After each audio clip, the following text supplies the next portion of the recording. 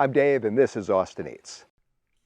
Fajitas are a staple of Mexican and Tex-Mex cuisines, with vibrant flavors and sizzling presentations that everyone enjoys. When it comes to making the perfect fajitas, two primary cuts of meat are often used: skirt steak and flank steak. While both cuts have their merits, understanding the key differences between them can help you achieve the best results on your fajita night. Skirt steak and flank steak are both flat cuts, but their texture and flavor differ significantly due to their thickness, grain structure, and fat content. Skirt steak is cut from the diaphragm muscle of the cow. It's a thin cut with a lot of connective tissue and an intensely beefy flavor. It also has a lot of intramuscular fat, which contributes to its rich, buttery taste.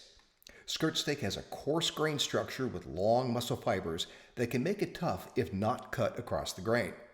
Because skirt steak is thin, it cooks quickly and can easily be overdone if not watched carefully. Flank steak comes from the lower abdominal area of the cow. It's a leaner cut with a milder flavor and lacks the marbling found in skirt steak. Because flank steak is thicker, the resulting fajita meat will also be thicker. Flank steak has long muscle fibers and needs to be cut across the grain. Whichever cut you choose, proper preparation is key to achieving tender, flavorful steak fajitas. A good fajita marinade not only enhances flavor, but also tenderizes the meat. There's a link to a terrific fajita marinade recipe in the description below. It contains both lime juice and orange juice, which helps break down the tough fibers in the meat. Both cuts of steak do well with high heat cooking methods, such as grilling or searing on cast iron. If grilling, configure your grill for direct medium-high heat. Pat the meat dry with paper towels prior to cooking to ensure a good sear. For skirt steak, grill for 2 to 3 minutes per side. Flank steak will take a little longer, about 3 to 5 minutes per side, depending on thickness. Cooking over charcoal enhances the flavor of both cuts. For cooking fajitas on cast iron, I recommend using a cast iron griddle inside your barbecue grill because the acid in the marinade can strip off the seasoning on your cast iron skillet. My new favorite way to cook fajitas is in a discata inside my Kamado Joe. There's a link to that video at the end of this video.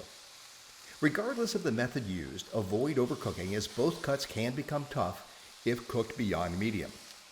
After cooking, rest the meat for 5 minutes to allow the juices to redistribute. Use a sharp knife to slice the steak into thin strips against the grain to maximize tenderness. I like to serve fajitas with sautéed slices of onion, red bell peppers, and poblano peppers. I recommend buying the best grade of beef available. In Austin, Texas, my local market carries Wagyu skirt steak, and that is my preferred cut for fajitas. The choice between skirt steak and flank steak comes down to personal preference and the type of fajitas you want to make. If you're looking for an intensely beefy flavor and don't mind a little bit of extra chewiness, skirt steak is a good choice. For a milder taste that's easier to chew, flank steak is your best bet. Either way, both cuts of steak deliver great flavor and texture when prepared correctly. Hey, if you liked the video, let me know, and please subscribe. I'll see you next time on Austin Eats.